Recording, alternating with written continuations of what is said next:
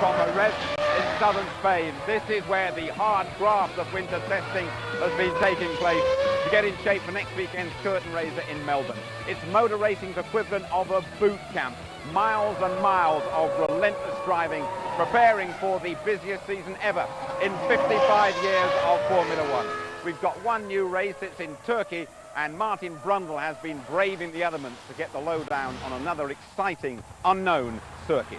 So we start in Australia. That's followed by long hauls to Malaysia and Bahrain. It's a punishing schedule, including 6 back-to-back racing weekends. May the 8th, the Spanish in Barcelona. July 10th, the British. August the 21st, the Turkish, after the midsummer break. Then the finale in the Far East, Japan and China. 19 races. Our feet won't touch the ground. Well, 8 of the 10 teams are here trying to get to grips with those new regulations concerning engines and tyres. They've all had their wings clipped as well. Ted Kravitz has been getting the inside track from Jenson Button. Formula One's new rules mean the cars are going to look a bit different this season. So Jenson, let's start with this massive rear wing. What's changed here? They've brought the rear wing forward 150 millimetres, and we've got these huge rear wing end plates. And that's all to cut downforce, isn't it? It is to cut down force, make the car a little bit more nervous and difficult to drive. Okay, let's move to the engine. It's covered up because it's all a bit secret under here, but what's changed with the engine? Now the engines have to do 2 race meetings, so they're having to do 1,400 kilometres, which is a big difference from last year. Twice as much as last year. Exactly. Okay, and moving forward to the front wing, that's changed as well. What's happened here and why have they done it? They've had to raise the front wing 50 millimetres, the new regulations. Again, this is to make the car a little bit more difficult to drive, a little bit more unstable, and it does the trick. Yeah, it's really tricky. Yeah, it is, but I'm sure we can find a way around it during the season. Okay, and let's move to the tyres. I mean, a lot of people find tyres really boring, but why are they going to be so important this season? Well, now they have to do a whole race, one set of tyres, which is a big difference. Normally it would be 4 sprint races, you know, to the pit stops, set of new tyres, sprint again. But now we've really got to conserve the tyres. You know, the last 15 laps of the race can be very, very important. So big changes. What do you think it's all going to mean when we go racing in Melbourne next week? Mistakes. I'm sure there'll be some mistakes, even from the top teams. And hopefully with all the testing we've done, we shouldn't be making any, and that should make the difference when we arrive in Melbourne. Right then, James, you're going to have to commentate on it all. How much difference are you expecting? Well, Jim, you know, this is probably the biggest packet of changes we've had for quite a few years, and it will take the drivers some time to get used to it. I think we will see cars flying off the road, definitely, but I mean, what's the net effect of all of this? Well, we've gone back to the kind of lap times we saw in 2003, about a second and a half a lap slower than they were last year. What they've taken away is grip. It's gone from the tyres, which are now harder, and the aerodynamics are not as efficient. So grip's gone, the drivers have to deal with it. People saying, though, that it will suit Jenson Button's smooth style of driving. Yeah, I think it's interesting. What we will have, definitely, with only one set of tyres to last you the whole race, we'll probably still have a couple of pit stops, but you've got to manage those tyres through to the end of the race. If you push too hard early on, then you haven't got anything left at the end, so it's who loses the least as the race goes on that will make the difference. But that surely is going to lend itself to a lot of late drama. I think so. I think it really will. And if you look at this track here, there's been over 100 laps here today, and there are no little bits of rubber on the side of the road. And we're used to seeing that in Grand Prix racing. It's the thing that discourages drivers from having a go at overtaking, but they're not there anymore. So maybe we'll see a bit more passing. OK, James, thank you very much indeed. Right then, let's check the contenders. The main man, 36-year-old Michael Schumacher. He is here. He's fresh and raring to go once again. Ferrari unchanged, seemingly at odds with all the other teams. On the track, though, the dream team remains with no apparent chink in their armour.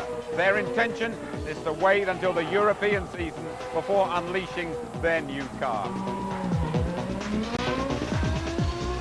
VAR will have a tough job on its hands to retain its status as second best on the grid, but the team's coming out fighting. There's a brand new car for Melbourne and one of the most powerful engines in the field. But will it be enough to give VAR and Jenson Button that elusive first win? We're a team that's always wanted to move forward. Every season we've been racing, and that's what we need to do to make the step up. And there's a lot of people expecting. David Richards will be missing from the helm this year, but Honda's increased stake in the team provides a level of stability to Jenson Button and Takuma Sato, two drivers who are both more than capable of delivering a victory if the opportunity presents itself. Their new car features some innovative design concepts but it hasn't really set the test track alight yet, and reliability's been a concern. That won't help Jensen's cause. As I said, we need to start winning races if we want to keep moving forward and at least challenging for them. Because even though we got close to Ferrari in 2004, most of the time they were very, very strong. So we need to start challenging them, and if we're not challenging them by the first few races, I'll be a little bit worried. You won't hear the phrase "a little bit worried" around the Renault HQ in Enstone this winter.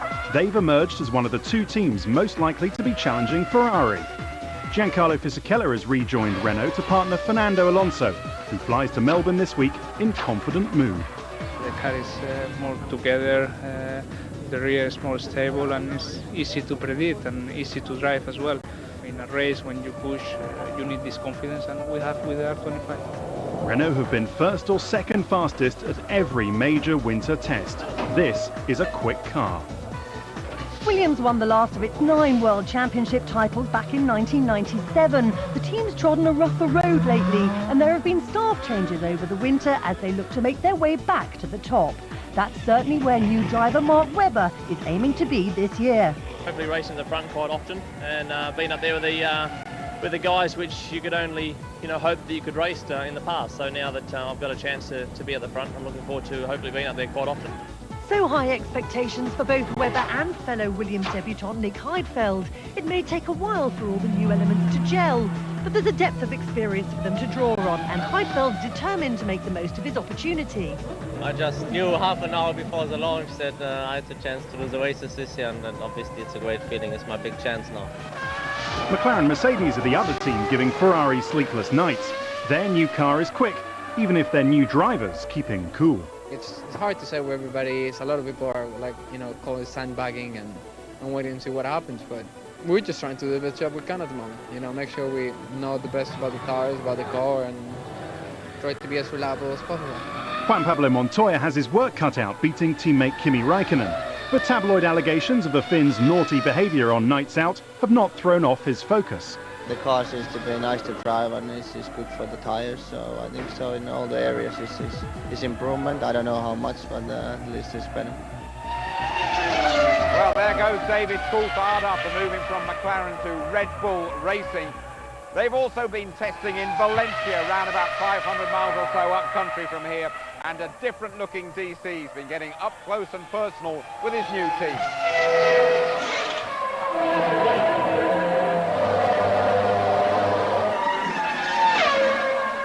Joining me here at a test in Valencia.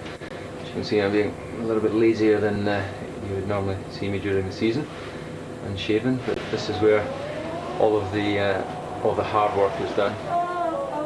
Excuse the noise in the background, that's one of my teammates, Christian Klein. Hold on, I'll need to take you through and see him. Why all the noise? This is Christian. Yes, say hello stretching. to ITV viewers. Hello ITV, good morning. We are testing here in Valencia. Date 26, and let's just get my treatment. This is Tony. You want to say anything to your, soon-to-be fans in Britain? At the moment, no one knows you in Britain, so make the most of it. I think we will have a nice year this year, this 2005, and cheers, babies. So there you go. It's not true what they say about Italians. Anyway, if you'll excuse me, gentlemen, I have a serious documentary to do here. Ciao. Right. Well, let's go and have a little look at the track. As you can see, no one is out there because despite it looking like a beautiful sunny day, it's actually bloody freezing. So I'll get back to you when we start running.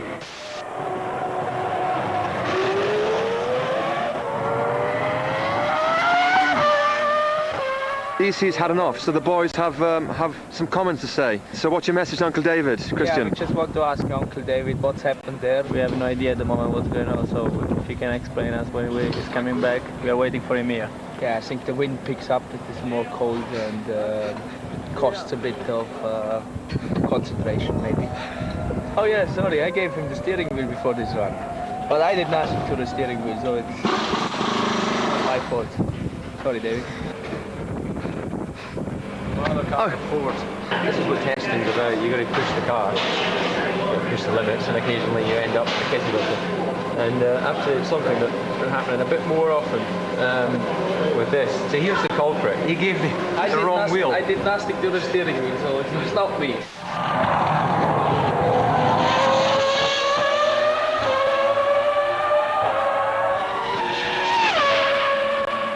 Get myself a cup of tea to go into the engineering truck for what's always a lengthy debrief. It's going to be a long meeting, so let's go. What we've got in this room here is Red Bull Racing's finest academics. As you look around the room, you can see why we keep them locked up in here all day. So we're going to show off now and do a debrief. You know, I was just about to film a sensible closing piece to the day, but then the kids came in. So you see what I have to put up with. Two chins. Okay. Okay. See ya. Coming up, we've got a real contrast for you. When we go to Istanbul for their first Grand Prix in August, we're expecting it to be absolutely scorching. When Martin Brundle visited the track, he experienced some very cold turkey indeed. Martin's slice of frozen turkey is next on our menu. You're back with us at the Reds in Spain, looking ahead to the new Formula One season that kicks off right here on ITV with the Australian Grand Prix in the early hours of next Sunday morning. We have new teams, new drivers, new regulations, a new qualifying system as well. More on that shortly. And one new venue. It's Turkey. From a very chilly Istanbul, Martin Brundle reports. Well, I certainly wasn't expecting snow in Turkey, and you'll have to watch our Grand Prix programmes in August to have a better view of this beautiful city. Behind me is the Blue Mosque, finished in 1614. Istanbul's newest attraction, the Grand Prix circuit, is not yet quite finished. Let's wander out into the countryside and take a look. It's an anti-clockwise racetrack with 8 left and 6 right-hand bends. 3 1/3 miles, an average speed of 135 miles an hour, expected lap time 1 minute 28 seconds. Top speed 200. Take a look at this. The latest Hermann Tilke racetrack. A couple of drivers said to me, we'll know what it looks like before we even get there. It'll be a long pit straight into a tightening first corner, an infield section, another long straight into a big stop and a hairpin. Well, actually it's not. Maybe Hermann Tilke doesn't just have a one-track mind. A lot of undulation change here. 43 metres in total. That's the equivalent of a 14-storey building. And I noticed straight away that it's very smooth. If your car's not good on the bumps, you'll love it here. It's quite challenging through this early section. But turn 8 looks particularly unusual. And here is turn 8. Over a blind crest into an enormously long left-hander with 4 apexes. Reminds me a bit of Spoon, the left-hander in Suzuka, Japan, but it's longer and more complicated.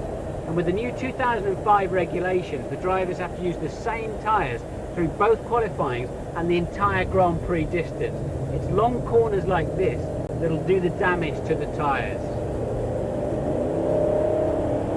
It'll be 30 degrees when we come back here in August. The track has its back to the Black Sea, and apparently there's quite often a stiff breeze. Still, the cars will be doing 200 miles an hour as they enter the braking zone for turn 12, despite the new position and design of the front and rear wing giving more drag and slowing them down by about 10 miles an hour. And this is where it'll really be hurting as the tyres fade through a Grand Prix distance. The drivers need braking, turn in, direction change, and then finally traction out of this turn 14 onto the pit straight. They've got an awful lot of work to do here. Not as much as they had in Bahrain last year for the preview show when we went there. Let's see how they've got it this far. First of all, you have to find the location so you can go and ask the funding of that city. So choosing Istanbul out of the 3 cities, Istanbul, Antalya and Izmir, was, I think, a hard job for both Bernie Ecclestone and for us, because we had to make sure that we were doing the right job. When they heard about this Grand Prix, everybody is attracted. But you know, we are having a campaign now. So there will be good advertising throughout Turkey, and also in the neighboring countries we are going to make some advertising. And I believe that there will be good attraction because of Istanbul and because of Grand Prix. On the day we're expecting around 125,000 people, although we have capacity for more. For the weekend, just above 200,000 people. The location has a lot of advantages. It's very close to Europe. From Central Europe, it's from Germany, for example, it's an hour and a half, 2 hours flight, and the flights are very cheap. So F1 breaking new ground in Turkey. This game never stands still, really. Take Jordan. They've got a new owner and a new driver with a potential fan base that's even bigger than Michael Schumacher's. Eddie Jordan sold his team to the Russians, a company called the Midland Group headed by Russian billionaire Alex Schneider. He signed up Portuguese Tiago Monteiro and the first Indian driver in F1 history, meet Narayan Karthikeyan. He's now a household name in his homeland and could be the catalyst for a future Indian Grand Prix. But for now, Karthikeyan and Monteiro have a more pressing task. The 05 Jordan has been slow in testing. They're using a powerful Toyota engine this season, but there's a lot of work still to do if they're to challenge the F1 midfield.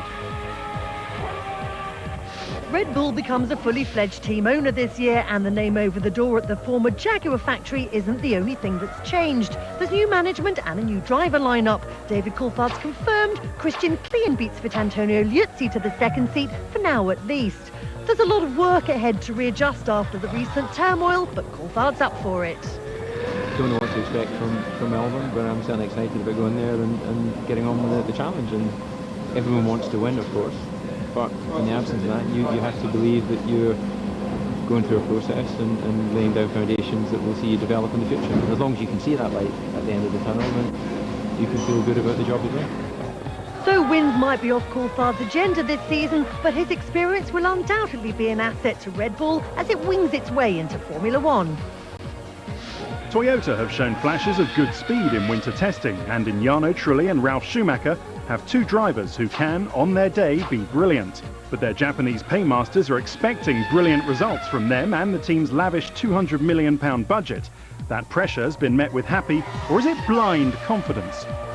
If everything runs up to plan, I hope to be amongst the top teams by mid-season and maybe score 1 or 2 podiums. That should be great for us.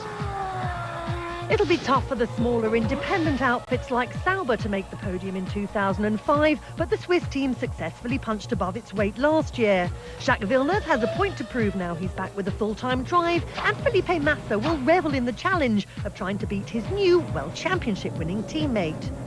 The C24 is the first chassis to benefit fully from the use of Sauber's state-of-the-art wind tunnel, and the switch to Michelin tyres should help in the fight against the other middle-ranking outfits. Minardi have hit the sporting headlines recently as boss Paul Stoddart takes an increasingly high-profile role in F1 politics, finding friends and opponents in high places. His drivers Christian Albers and Patrick Friesacker have their sights set on beating Jordan this season and moving the team out of the rough end of the Grand Prix pit lane.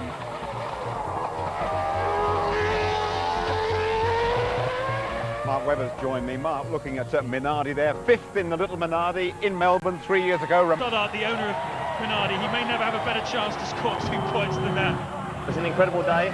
No question about it to finish 5th in my first race, and I haven't, like I say, gone better than that, but I'm looking forward definitely a good season with Williams. If we can start off in Melbourne with a good result, it'll be great. How excited are you about the whole prospect of having a real car underneath you at last? I can't wait for the season to start. I think when I first drove the Williams, I was doing lap times that I could dream of to start with, so I'm looking forward to getting down to Melbourne and starting the championship. Well, a very competitive teammate, Nick Heidfeld now, haven't you? Yeah, Nick's doing a good job, and it's good that we've got someone who's, he's very experienced, and he's been on the podium in Formula One, and it's a great, hopefully it's a very well balanced team, and we can get some good points in the constructors. Qualifying's very different. One session on the Saturday, one session on the Sunday morning, aggregate times decide the grid. How do you feel about that? Well, I prefer the old one, but the drivers aren't that important. We've got to one session, like I say, Saturday. The grids will be times we add it together. Sunday morning, that's when we'll know the grid. You be sure to join us next weekend. We go live from Melbourne with that qualifying one, 1:30 on the Saturday morning. Rerun 12:40 Saturday lunchtime. Race day, we start at 1:45 a.m. The rerun 1:45 in the afternoon. The highlights midnight on Sunday. We're going to blast off at Albert Park. It is the 10th Melbourne Grand Prix, and Mark, they're aiming for absolute perfection. Absolutely, it's a perfect place to have the first race. I hope everyone can set their alarm clocks and watch the first race. It's going to be incredible. We'll see you there. Bye for now.